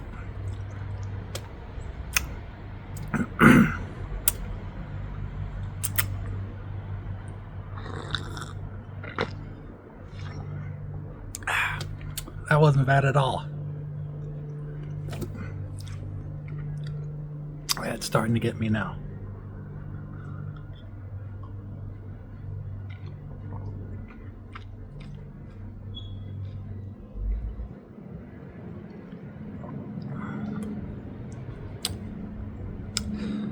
Ooh, I spoke too soon. My mouth is on fire right now.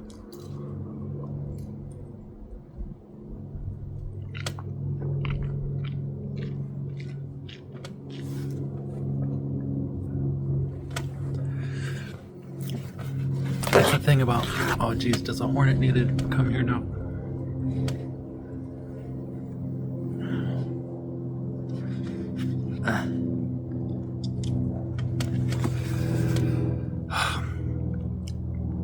There was a hornet that was coming by. I'm allergic to bees, so I was a little worried. Wow. Habaneros, they always creep up on you. And I thought that was no joke, but it's actually was a bit strong. Way stronger than expected. We have another little sip of milk here.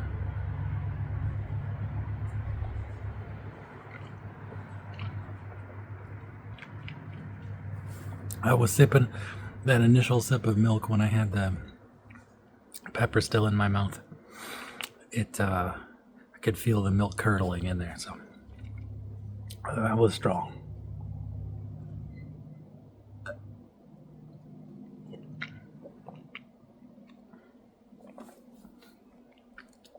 But not as strong. I think Carlos might have been playing it up a little bit for the camera. Anyways, this might take a little bit of sipping to get over.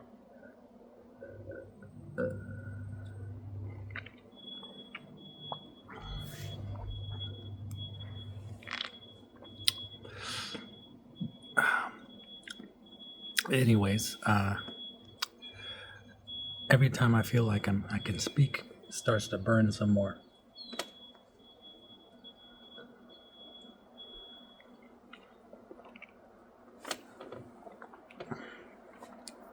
I suppose I should try to see if this lemon juice works, if that trick works. Let's see. This might be worse than what I just drank. I mean, than what I just ate.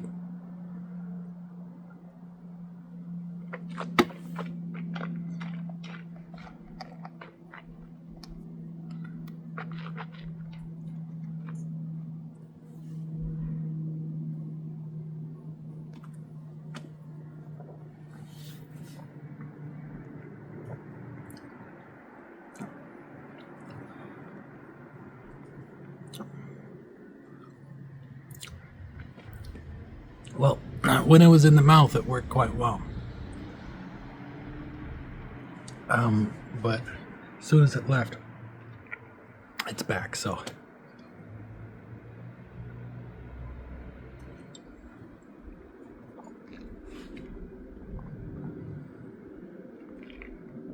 Yep.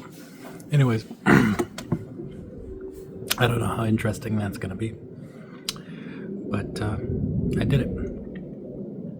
So, yeah, I chewed it, I swallowed it, and the only thing is Carlos didn't get to see it.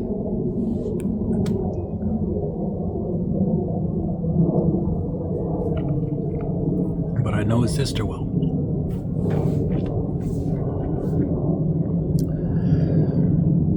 So anyways, I'll sprinkle some footage in this video. Some footage that you haven't seen before, some footage you haven't seen in a while. Some more stuff with Carlos, because I know there's a lot of you out there who also really cared about Carlos. And I also have footage of Carlos not eating that pepper, but after he ate the pepper.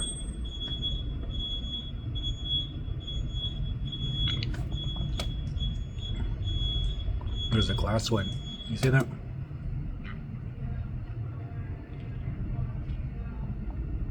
Oops. Let's see. There you go. I think these things are predators.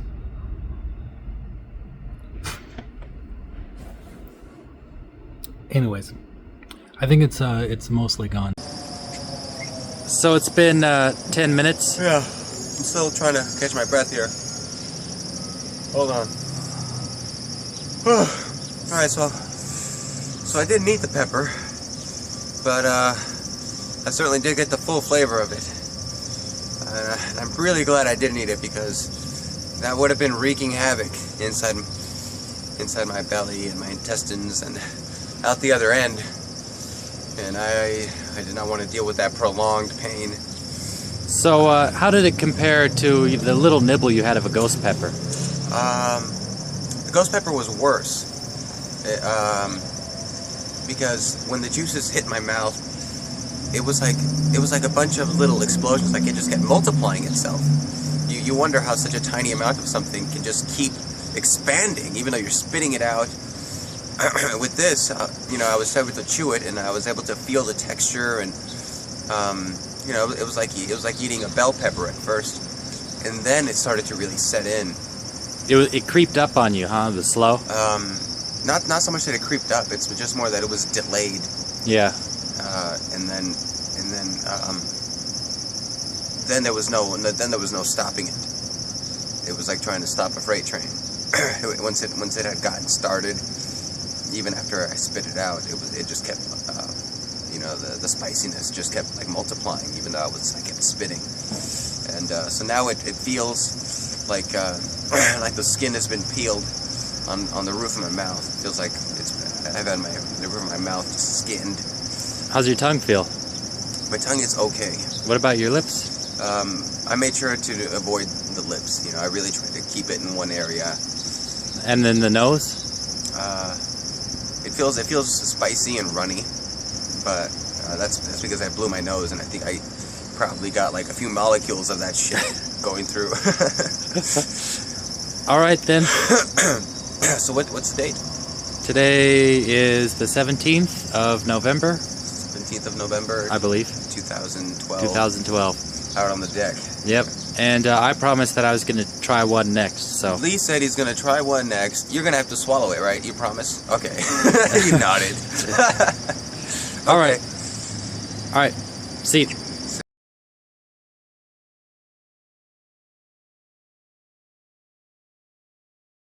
I want to say while I'm here, I look for people to contact and notify about Carlos's passing. And I was mentioning to his sister, James Ward, the guy who was my foster parent, who was going to be Carlos's foster parent. As I explained, not everything's black and white, right? Jim did bad things, but he did a lot of good things too. He was as far as homes, he was the best parent that I had. I mean, he was never abusive towards me.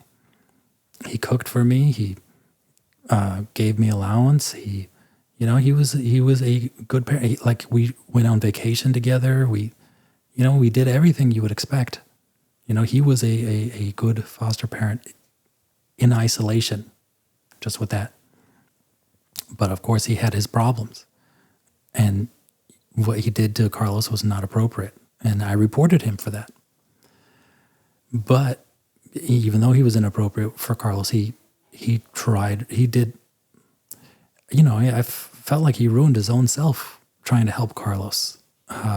He got him into university. I mean, his college at the time, but he got him into art school. He was his co-signer on his student loans. Carlos never paid those. So I know he was hounded the whole time too. I suggested contacting him, and Carlos's sister told me he's dead. He died in 2023. So I was kind of hit with a double whammy, but it's weird because I've kind of been here before, you know? Like, I told you, I got used to, I grieved for Carlos when he was still alive. I accepted that he was going to die randomly one day. And it's weird how that works. It was expected. I half expected when I got the phone call that that was what was going to happen. With Jim, it was so similar to what happened with my mom. I mean, not to retell the story too much, but I spent 15 years looking for my mom, trying to tell her and update her about everything that I had gone through in life. And I finally found out in the end that she was dead. The whole time I was looking for her, she was dead. So finding out that Jim was dead, it was the same thing. It was like a mosquito bite. It was almost nothing. But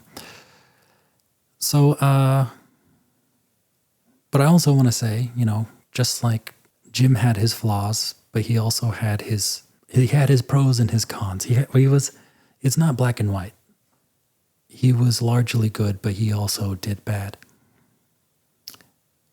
Carlos's sister was good. She tried so hard to help Carlos.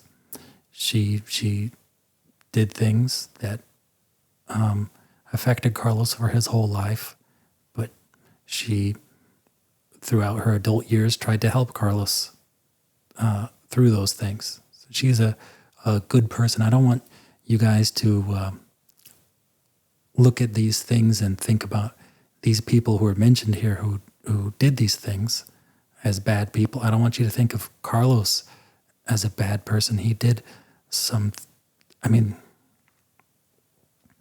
outside of groping two people, he didn't do anything to hurt other people. He really primarily did things to hurt himself. So, yeah, a lot of the times when you guys wouldn't know about what was going on with Carlos, then not good things. So I'm glad to hear that he was doing well for those last 7 months that I wasn't talking to him.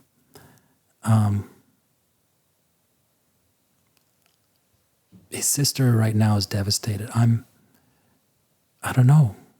I mean, I'm used to going years without talking to him. So I'm not sure if it just hasn't settled in. I'm not sure if it's because of the earlier grieving, but I'm just happy that he was able to be close with his family, that he was clean, you know. But anyways, I think the video is probably long enough.